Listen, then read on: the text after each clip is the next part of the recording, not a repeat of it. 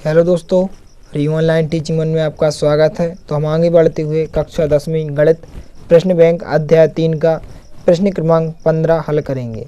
तो प्रश्न क्रमांक 15 है, दो संख्याओं का अंतर 26 है और एक संख्या दूसरी संख्या की 3 गुनी है, उन्हें ज्ञात कीजिए। इसके पहले वाले वीडियो में हमने आपको 13 प्रश्न तक सभी प्रश्नों के हल सहित सॉल्यूशन उपलब्ध करा दिए हैं। यदि आपने इसके पहले वाले वीडियो को नहीं देखा है तो आप हमारे चैनल की प्लेलिस्ट या डिस्क्रिप्शन में दी गई लिंक पर जाकर आप देख सकते हैं। इससे पहले यदि आपने हमारे चैनल को सब्सक्राइब नहीं किया है तो प्लीज़ सब्सक्राइब कीजिए, साथ में बेल आइकन को भी प्रेस कीजिए ताकि कोई भी वीडियो की नोटिफिकेशन आप तक सबसे पहले पहुंचे। तो चलिए वीडियो को स्टार्ट करते हैं।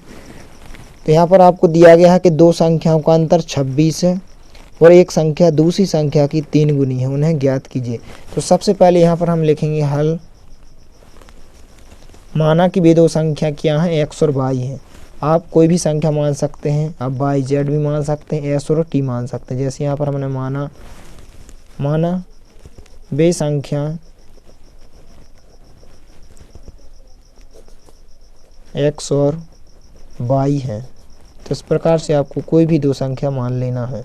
इसके बाद यहाँ पर हम प्रश्न अनुसार से प्रश्न को पढ़कर दो समीकरण बनाएंगे। तो हम लिखेंगे प्रश्न अनुसार दो संख्याओं का अंतर क्या होता है, माइनस, यानी कि एक संख्या में से दूसरी संख्या घटाने पर जो प्राप्त होता है वो क्या कहलाता है, अंतर। तो दो संख्याओं का अंतर यानी कि x और y का अंतर कितना दिया गया है, 26। तो यहाँ पर हम लिखेंगे x माइनस y बराबर कितना दिया गया है, 26। इसको हमने समीकरण नंबर 1 माना। इसके बाद आगे दिया गया है कि और एक संख्या दूसरी संख्या की क्या है, 3 गुनी है। तो एक संख्या क्या है, x है, वो दूसरी संख्या की क्या है, दूसरी संख्या आपकी क्या है, y है, उसकी कितनी है, 3 गुनी, मतलब 3 का गुणा। तो इस प्रकार से x बराबर क्या हो जाएगा, 3y। इसको हमने समीकरण नंबर 2 माना। अब इसके बाद यहाँ पर देख सकते हैं कि हम इसको प्रतिस्थापन विधि से हल कर सकते हैं, क्योंकि यदि हम x का मान समीकरण नंबर 1 में रख सकते हैं। तो यहाँ पर हम लिखेंगे समीकरण 1 में x का मान रखने पर, तो हम x की जगह x का मान रखेंगे समीकरण 1 में। तो x का मान यहाँ पर कितना है, 3y। तो x की जगह हमने क्या रखा, 3y माइनस y जहाँ के था बराबर कितने हैं, 26। तो 26 भी जहाँ के था हमने लिखे। इसके बाद 3y में से y घटाएंगे, कितने बचेंगे, 2y बचेंगे, बराबर कितने हो जाएंगे, 26। इसके बाद हम y बराबर क्या हो जाएगा, जो दो गुणा में संख्या है वो कहाँ आ जाएगी, नीचे बटे में आ जाएंगे।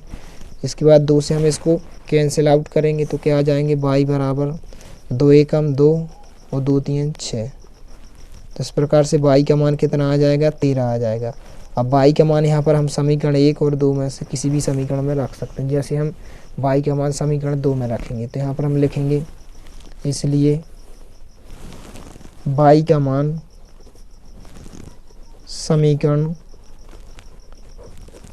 2 में रखने पर, तो यहाँ पर y का मान हम समीकरण 2 में जैसे ही रखेंगे तो x का मान आ जाएगा।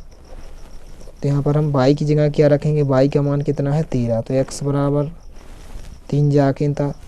इसके बाद y की जगह y का मान 13, तो यहाँ पर हम 13 रखेंगे। इसके बाद इसको हम हल करेंगे थोड़ा सा, तो x बराबर कितना आ जाएगा, 13 3 39। तो x का मान कितना हो जाएगा, 39 हो जाएगा। तो होता है प्रश्न में हमें क्या ज्ञात करना था कि दो संख्याओं का अंतर 26 है और एक संख्या दूसरी संख्या की 3 गुनी है। तो हमें क्या ज्ञात करना है, उन्हें ज्ञात करना। तो हमें दो संख्याओं को ज्ञात करना है। तो हमने संख्या क्या मानी थी, x और y मानी थी, जो कि यहाँ पर x और y के मान आ चुके हैं। तो x का मान कितना है, 39, y का मान 13 है। तो पहली संख्या x बराबर कितनी हो जाएंगी, 39, और दूसरी संख्या y बराबर कितनी हो जाएगी, 13। तो अतः हम लिखेंगे, अतः वे संख्याएं, तो वे संख्या हमने क्या मानी थी, x मानी थी पहली संख्या। तो पहली संख्या क्या हो जाएगी, 39, तथा y बराबर 13 होंगे।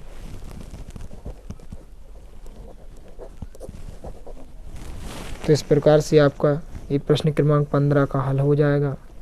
तो इस प्रकार का आपका कोई भी प्रश्न आ जाए तो आपको इसी विधि से हल करना है।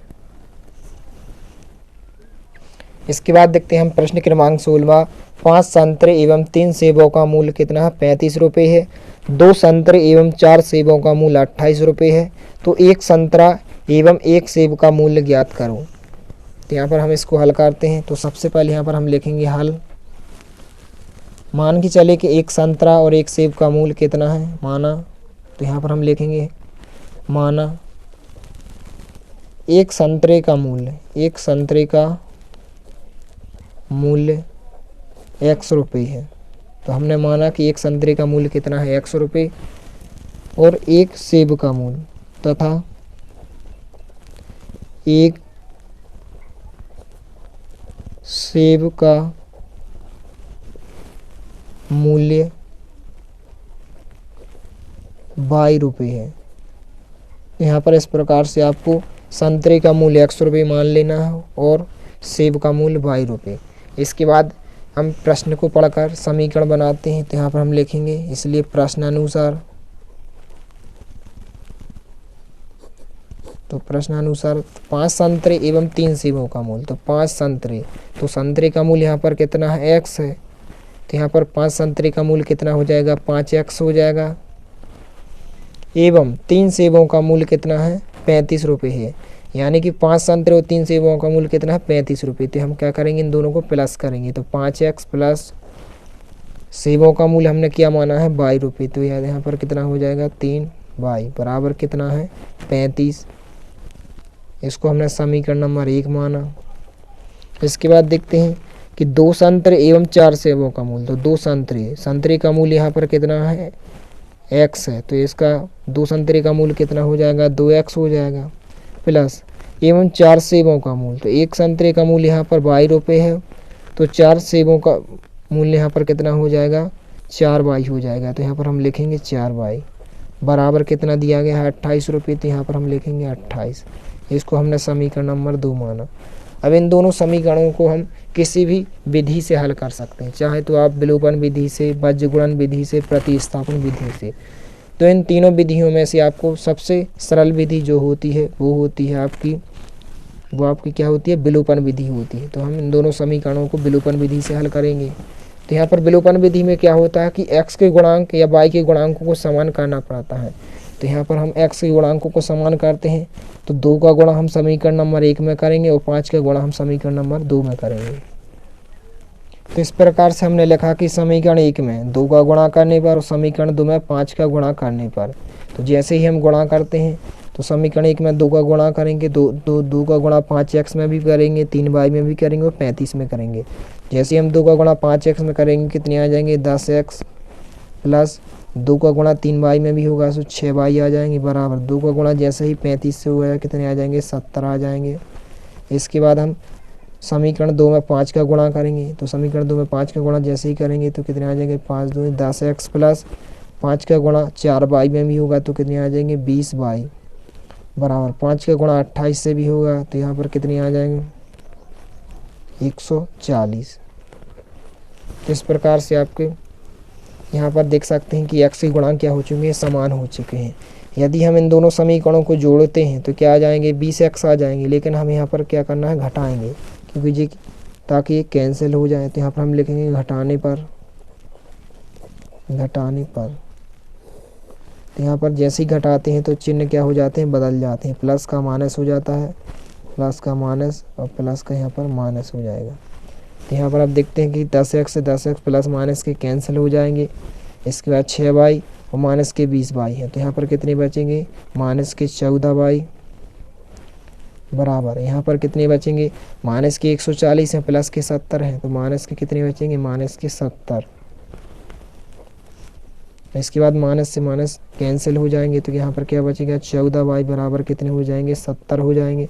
इसके बाद यहाँ पर हम y का मान निकालेंगे तो कितना आ जाएगा, 70/14। जो गुणांक की संख्या होती है वो बटे में आ जाती है। इसके बाद इस 14 से हम इसको कैंसिल आउट करेंगे तो 14 पंचे 70, तो y का मान कितना हो जाएगा, 5 हो जाएगा। इसके बाद y का मान हम समीकरण 1 और 2 किसी भी समीकरण में रख सकते हैं। तो यहाँ पर हम लिखेंगे y का मान समीकरण 1 में रखने पर। तो यहाँ पर हम लिखते हैं, इसलिए y का मान समीकरण 1 में रखने पर, समीकरण 1 में रखने पर तो यहाँ पर जैसे ही हम समीकरण 1 में रखते हैं y की जगह 5, तो समीकरण 1 क्या है 5x प्लस 3y। तो 3y की जगह हम क्या रखेंगे, y का मान कितना है 5 बराबर कितने हैं 35, तो हम 35 लिखेंगे। इसको हम थोड़ा सा हल करेंगे तो 5x जहाँ था प्लस 3 का गुणा 5 में होगा तो कितने हो जाएंगे 15 बराबर कितने हो जाएंगे 35। इसके बाद हम प्लस 15 का पक्षांतर इस तरफ करेंगे तो माइनस के 15 हो जाएंगे। तो 5x बराबर क्या हो जाएगा 35 माइनस 15।